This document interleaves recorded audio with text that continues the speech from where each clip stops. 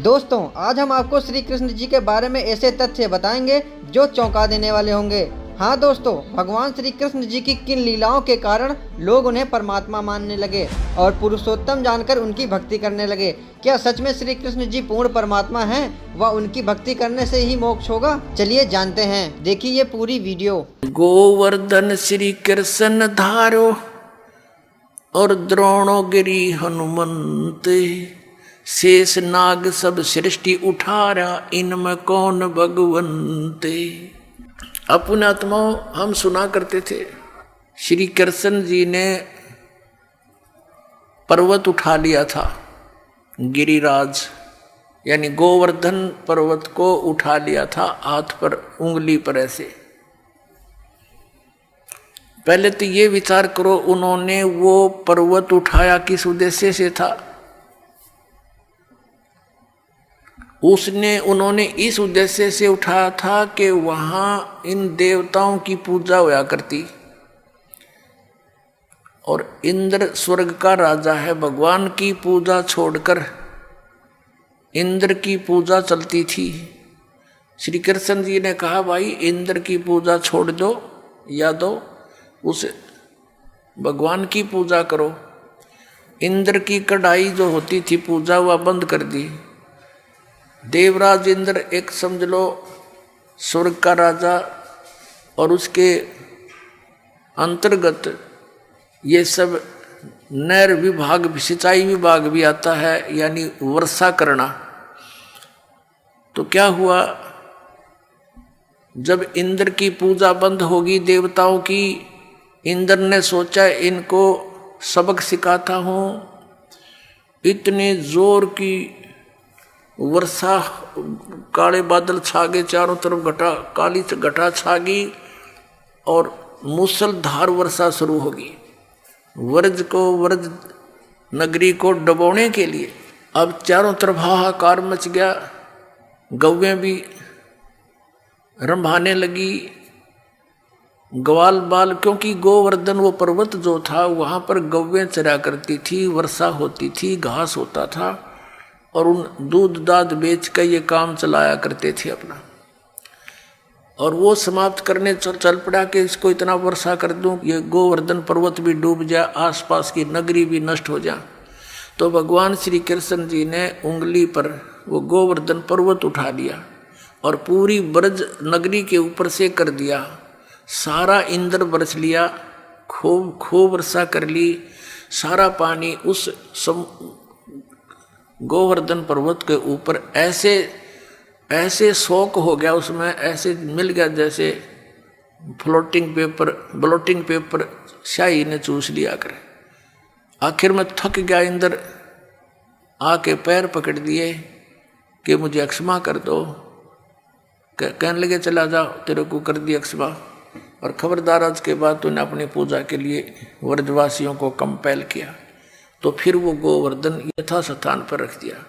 अब पुण्यात्माओं जी, जो गुरु लोग हमें ये शिक्षा देते थे और ये कथा सुनाते थे, श्री कृष्ण जी ने गोवर्धन उठाया, और फिर वो इन्हों कहते थे देवी देवताओं की पूजा करो, श्राद्ध निकालो। अरे भले आदमी हो, श्री कृष्ण जी ने तो देवताओं की पूजा छुटवाई थी, तुम दर्द कर रहे हो, उनके विपरीत ज्ञान दे रहे हो, गुण गा रहे हो श्री कृष्ण के, और तुम इसको भगवान बता रहे हो। परमात्मा कहा करते थे कि केवल एक इस लीला से ही तुमने उसको भगवान मान लिया। ये तुम्हारी ना समझी है, बालक बुद्धि है कि ये कंप्लीट गॉड मान लिया तुमने, गोवर्धन उठा लिया। था क्या बताते हैं परमात्मा? कहते हैं, गोवर्धन श्री कृष्ण धारो और द्रोणोगिरी हनुमंत, शेष नाग सब सृष्टि उठारा, इनमें कौन भगवंते। यदि तुम एक ही इस लक्षण से, इस चमत्कार से कि श्री कृष्ण जी ने गोवर्धन उठा लिया, हनुमान जी ने तो फिर द्रोणागिरी उठाई, और आप ही लोक वेद सुनाते हो ब्राह्मण लोगों के शेष नाग के सिर पे, कहते हैं एक कूरम है, कूरम के ऊपर एक शेष नाग है, शेष नाग के सिर पे एक बैल है, और उसके ऊपर फिर सारी पृथ्वी रखी है। कहते तुम मानते हो कि शेष के सिर पे सारी सृष्टि है, शेष नाग के, तो यो सारे ब्रह्मांडा तुम्हारे पूरे ब्रह्मांड ने उठा रहा, समझ लो पूरी पृथ्वी उठा रहा। तो इनमें भगवान कौन सा है? श्री कृष्ण है या हनुमान जी है या शेष नाग है? तुम्हारा भगवान केवल इसी लक्षण से तुमने भगवान इसको कंप्लीट गॉड मान रखा, पूर्ण परमात्मा। फिर क्या बताया? कहते हैं समुद्र पाट लंका गयो, सीता का भरतारे, अगस्त ऋषि ने ये सातों पी लिए, इनमें कौन करता रे। ये इस चीज से ये परिचित थे नहीं गुरु लोग यहाँ के हमारे। वो ये कहा करते श्री रामचंद्र जी ने समुद्र के ऊपर पुल बना दिया।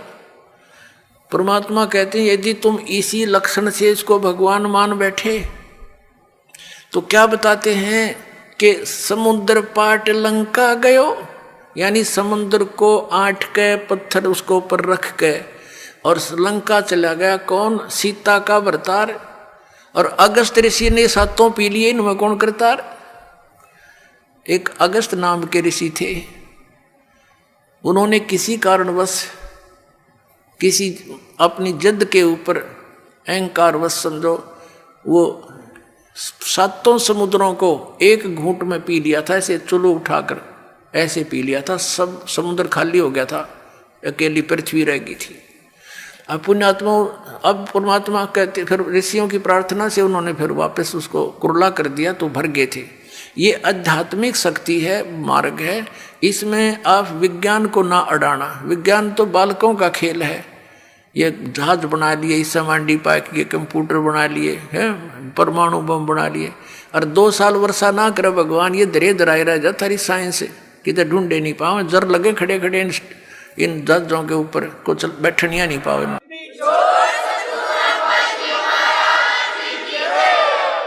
तो परमात्मा कहते हैं फिर इनमें भगवान कौन? भाई अगस्त ऋषि ने तो सातों समुद्र पी लिए थे, तुम एक पत्थर धर के पार हो गया तुम्हारा श्री राम, तुम उसने भगवान मान बैठे। लेकिन तुमने पता नहीं वो पत्थर भी कैसे तरे थे, उसको तो मानने को तैयार ही नहीं। पर परमात्मा ने ये तरीका अपनाया हमारे अज्ञान को हटाने के लिए। श्री रामायण के अंदर एक कथा आती है कि जिस समय श्री रामचंद्र और पूरी सेना एक नाग फांस में आ गई थी, एक सिद्धि से लड़ाई होती थी, तो एक ऋषि ने उसने एक नाग फांस यंत्र होता, वो था हथियार, तो उसके अंदर एक सिद्धि होती है, वो अनेकों नाग बन जाते हैं, उसमें से निरे सांप निकलाए। और उन्होंने सारी सेना को जो लड़ने को तैयार हो रही थी ज्यों की त्यों लपेटे ला कर बांध दी, जैसे रस्से तो बांध दिया करे। और सारे खड़े भगवान राम वीर लक्ष्मण भी नो कति जैसे ईंख बांध दिया करे, नो पूरी सी खड़ी जगह जगह, और कोई सा टसमस हो नहीं पा रहा। अब 2 मिनट पाछा उसकी गर्दन काट देते सारे, सबको खड़े खड़े आओ तो विवश हो चुके थे। कहते हैं जब श्री राम ने याद किया गरुड़ को, गरुड़ आया, पक्षी है एक, उसने उन नागों को काटा, मार दिया, और तब वो श्री रामचंद्र जी बंधन मुक्त हुए। अब परमात्मा हमें समझाया करते थे, कबीर भगवान कहते हैं, परमात्मा कहा करते थे कि काटे बंधन विपत में, भाई कठिन कियो संग्राम में, चिन्हो रे नर प्राणिया ये गरुड़ बड़ो अक तुमरो राम। अब परमात्मा कहा करते काटे बंधन विपत में, कठिन कियो संग्राम, और चिन्हो रे नर प्राणिया यो गरुड़ बड़ाक तुम्हारा राम।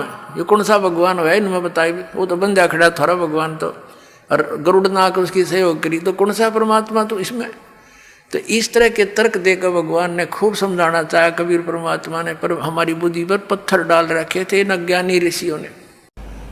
अब श्री कृष्ण जी का इतिहास देख लो। श्री विष्णु जी अवतार श्री कृष्ण जी, श्री राम वाली श्री रामचंद्र जी के जीवन वाला भोग भोग के वो प्राणी श्री कृष्ण रूप में फिर जन्म हुआ। सारा जीवन दुखी रहा श्री कृष्ण, सारा जीवन जेल में जन्म हुआ, माता पिता कैद में, कभी मामा शत्रु हो गया, कभी पूतना मारने जा रही है, कभी केसी, कभी तानौर शत्रु हो गया, कभी जरासेंग लड़ने को आ रहा है, कभी शिशुपाल से युद्ध हो रहा है, कवासुनी हो रही है, और कभी फिर काल्यवन आ रहा है। इस दुख में श्री कृष्ण जी ने मथुरा का त्याग कर दिया और ऐसे स्थान पर रहने लगे जहां कोई ना पहुंच सके। समझदार व्यक्ति यही सोचते हैं, राड से बाढ़ अच्छी होती है, झगड़े से बचाव अच्छा होता है। श्री कृष्ण जी उन सबको भी मार सकते थे, क्योंकि वो त्रिलोक के में एक विभागीय मंत्री है, एक विशेष शक्ति होती है प्राणी में, वो उनके अंदर शक्ति थी। लेकिन यही सोचा था कि किस किस ने मारूं, या तो सबकी बुद्धि भ्रष्ट। तो श्री कृष्ण जी ने द्वारका बनाई। समुद्र के बीच में एक टापू था जिसका केवल एक गेट था, द्वारिका, एक द्वार की नगरी। और ये सोच करके वहाँ यदि इतनी दूर पहले तो कोई आवेगा नहीं, ऐसे स्थान पर जा रहे हम, और वहाँ कोई आ भी गया युद्ध करने तो हम एक ही तरफ से उसका सामना कर सकते हैं, इसलिए एक गेट था उसका, और बाकी 3 समुद्र था 3 तरफ। तो वहाँ श्री कृष्ण जी चले गए, अपना अधिकतर सारा ही जीवन वहाँ व्यतीत किया। यहाँ तो ज़्यादा से ज़्यादा 18 साल के 20 वर्ष के तक यहाँ रहे थे द्वारका में, और बाकी फिर लगभग 200 वर्ष तक जिए थे श्री कृष्ण जी, और बाकी का समय द्वारका में व्यतीत किया था उन्होंने। तो अब ये जो लोग अनजान संत ऋषि, ये गुरु नकली हमें भ्रमित करते हैं कि द्वारका का उस गोवर्धन का की परिक्रमा करनी चाहिए और वृंदावन अवश्य जाना चाहिए, मथुरा में अवश्य जाना चाहिए, वहाँ हमारे भगवान ने लीला की है, उनके चरण कमल टिके हैं, वहाँ घूमा करते थे, स्नान किया करते थे। अरे श्री कृष्ण जी यहाँ तक 20 वर्ष रहे थे मथुरा में, बाकी 180 साल तो वहाँ रहे हैं द्वारका में, और वहाँ का नामो निशान मिट गया उस द्वारका को। इसलिए वहाँ खत्म की द्वारका, समुद्र में डूब गई श्री कृष्ण जी की मृत्यु के बाद, और यादों का विनाश हो गया था, आपस में लड़के मर गए थे, और जो बाकी शेष औरतें बची थी उनको अर्जुन ले आया था, सब खाली हो गई थी द्वारका। उसके बाद वो समुद्र ने डबो दी थी, अंदर चली गई। कारण यही था कि भगवान ने सोचा कि यहाँ आएंगे फिर ये धक्के खान द्वारका में इतनी दूर, इसलिए उसका नामो निशान मिटवा दिया था। अगर आज द्वारका होती तो ये नकली कहते द्वारका में भगवान रहे थे, वहाँ जाया करो, वहाँ बहुत पुण्य होता है। उस द्वारका में तो सत्यानाश होया था, सारे यादों कटका मर गए थे वहाँ पर। आज भी जाते हैं वहाँ बहुत से श्रद्धालु।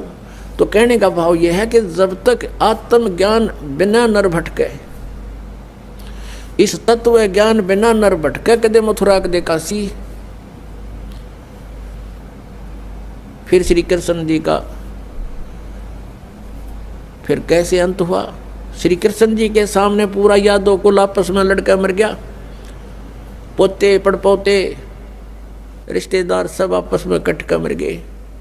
और वो सारा सांग देख कर, वो सारा अनरस देख कर जब श्री कृष्ण जी की मृत्यु हुई, एक परिवार के सामने एक आधे की मृत्यु हो जाती है, उसका कलेजा फट जाता है, रो रो कर पागल हो जाता है इंसान। तो पुण्यात्माओं, आज तक हमें सत्यनारायण कथा नहीं मिली थी, और ये सत्य कथा है। सत्यनारायण का अर्थ है सच्चा भगवान, और सच्चे भगवान की सच्ची कहानी, सच्ची कथाएं। तो प्रसंग चल रहा है कि परमात्मा ने बताया कि तुम जब तक जन्म और मृत्यु के अंदर हो, सुख नहीं हो सकता, शांति नहीं हो सकती। अब इंद्र सोचता है ब्रह्मा विष्णु महेश सुखी होंगे।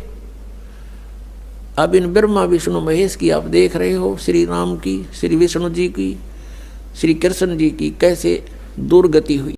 तो दोस्तों, अधिक जानकारी के लिए आप संत रामपाल जी महाराज YouTube चैनल पर जाएं। धन्यवाद।